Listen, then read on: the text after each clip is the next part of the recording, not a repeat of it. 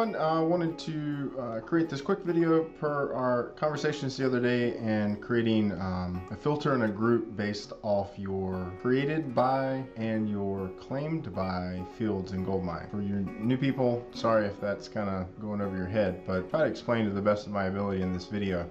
Again, as discussed, when we're sending mass emails and campaigns out on your behalf, the email comes from you based off the claimed by field. So if you notice here, my personal contact record has my name in there. So as you are creating contact records, putting new contacts into Goldmine, you want to think about whether you intend on soliciting information to them. If you're going to send or want to send mass emails to them on your behalf, that's something that we will do for you. But if you want an email to come from you automatically, then your name or your claimed by field has to be in there. This is what's called an F2 lookup. You would want to simply start typing or use the side arrow and select your name and put that in there.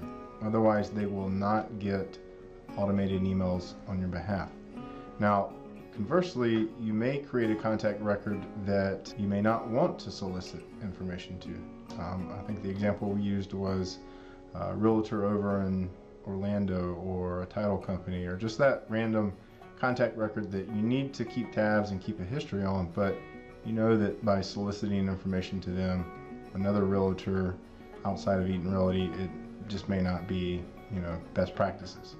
So in those instances, if you create the contact record, it will create and put your name into the created by field, but you may not want to put anything into the claim by, and that's okay. As we've grown and developed these procedures as a company, this is constantly changed and we continue to improve our processes.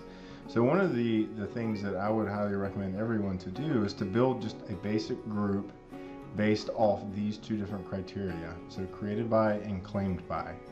And I've already done mine. I know that I have actually several thousand contact records that I've created that I have not claimed, and it would probably be to my best interest to kind of start sorting through those to find out whether or not if I want to solicit information to them or not.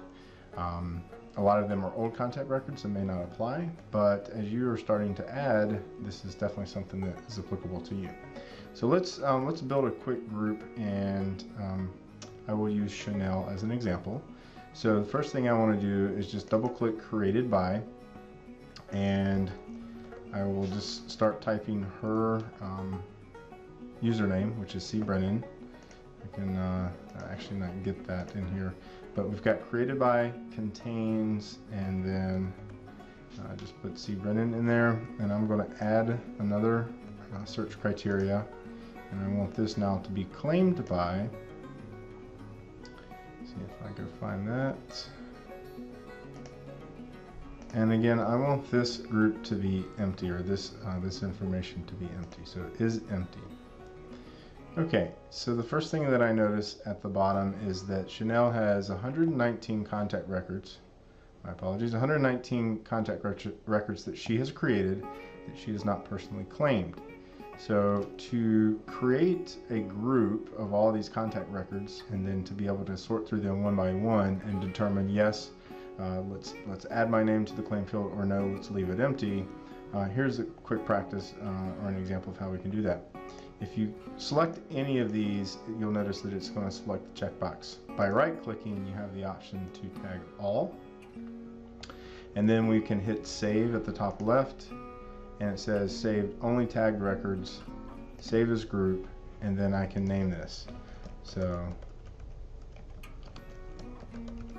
if I name that as Chanel's Unclaimed, you would not need to do this step because you are logged in as yourself, but I'm logged in as me. However, this is Chanel's username. So I'm going to save this as C. Brennan, hit OK.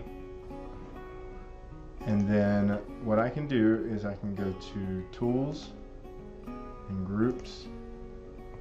And again, you're logged in as yourself, so you would not need to do this step, but I need to change profiles to Chanel. See that Chanel here has a group named Chanel's Unclaimed.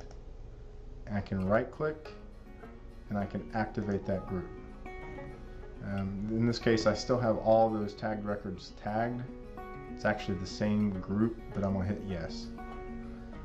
Alright, so now it takes me directly to the user interface here where I normally see all of my contacts and whatnot. The first thing you'll notice is that here in the top right, it just went from 26,000 contact records down to 119. Those are the same 119 contact records that I found when I created the search.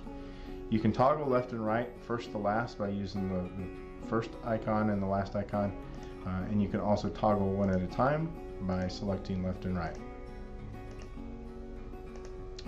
So as a general practice, you may want to do something very similar to this and just take a look at these. Some of these may be properties, some of these may be individuals that you mistakenly did not claim, and some of them just may not be applicable. So go through one by one, take a look at them. Like for example, this one, she created the contact record, it's property, so this would not be applicable. You notice that you actually don't even have the claim field because it's a property. And you can sort through one by one, take a look at them, and then add your name where necessary. That way, for all future email campaigns, it would actually come from you instead of the info@EatonRealty contact record. That's all for now. If you have any other questions, let me know. Thanks.